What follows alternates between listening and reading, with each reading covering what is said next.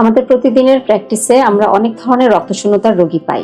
তার মধ্যে একটা জটিল ধরনের রক্তশূন্যতা আছে, যেটাকে আমরা বলি অ্যাপ্লাস্টিক অ্যানিমিয়া।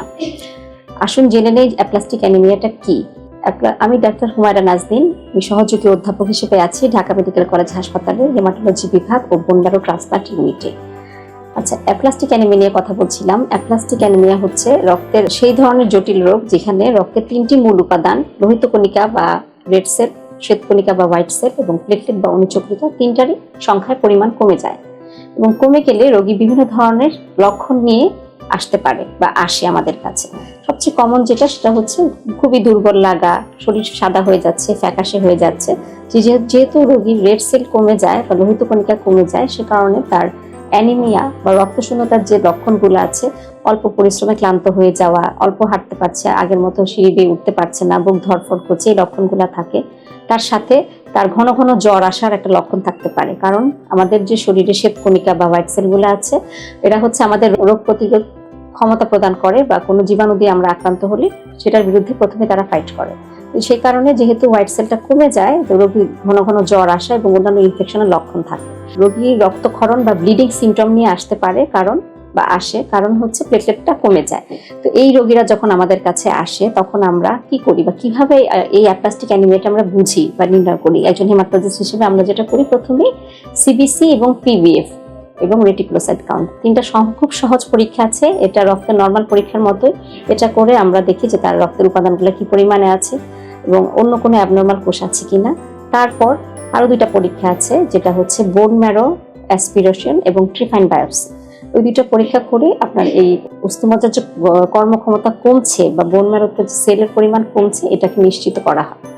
আচ্ছা, রোগ নির্ণয় হয়ে গেল। এরপরে আপনারা জিজ্ঞেস করতে পারেন বা জানতে চাইতে পারেন যে এই যে অ্যাপ্লাস্টিক অ্যানিমিয়া বা আমাদের এই যে বোন ম্যারো বা অস্থিমজ্জার যে কর্মক্ষমতা হারাচ্ছে, রক্তের উপাদানগুলো তৈরি করতে পারছে না, এটার কারণ কি কি হতে পারে?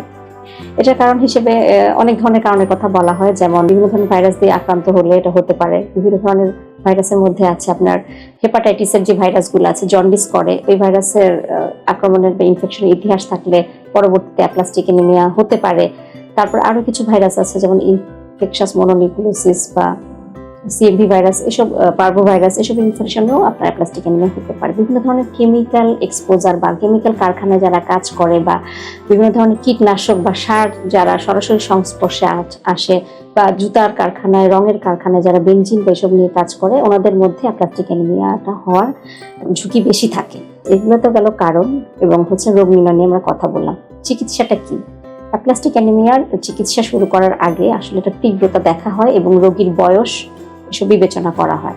অ্যাপ্লাস্টিক অ্যানিমিয়া 3 ধরনের তীব্রতা আছে। খুব বেশি মাত্রায় তীব্র অ্যাপ্লাস্টিক অ্যানিমিয়া, মাঝারি তীব্রতার এবং কম তীব্রতার। এখন যদি সম্পূর্ণভাবে ভালো হতে চায় কেউ, যদি আমরা বলি যে হ্যাঁ একদম কি আমার রোগী সম্পূর্ণ সুস্থ হয়ে যাবে, কিউরেটিভ অপশন যদি চিন্তা করি, তাহলে 2টা মাত্র কিউরেটিভ অপশন আছে। সেটা হচ্ছে অস্থিমজ্জা প্রতিস্থাপন বা বোন ম্যারো ট্রান্সপ্লান্ট, আর আরেকটা হচ্ছে এটিজি নামে একটা ইনজেকশন আছে, সেই এটিজি ইনজেকশন। কারা হচ্ছে ট্রান্সপ্লান্টে যাবে বা কারা যাবে না, এগুলো আসলে নির্ভর করবে যে পেশেন্টের ভাই বোনের সাথে তার এইচএলএ টাইপিং বা টিস্যু ম্যাচিং আছে কিনা। যদি পেশেন্টের সাথে তার ভাই বোনদের টিস্যু ম্যাচিং হয়ে যায় বা টিস্যু ম্যাচিং থাকে, পেশেন্টের সামর্থ্য থাকে, তাহলে অস্থিমজ্জা প্রতিস্থাপন বা বোন ম্যারো ট্রান্সপ্লান্ট করলে প্রায় 85 থেকে 90% রোগী সম্পূর্ণ সুস্থ হয়ে যায়।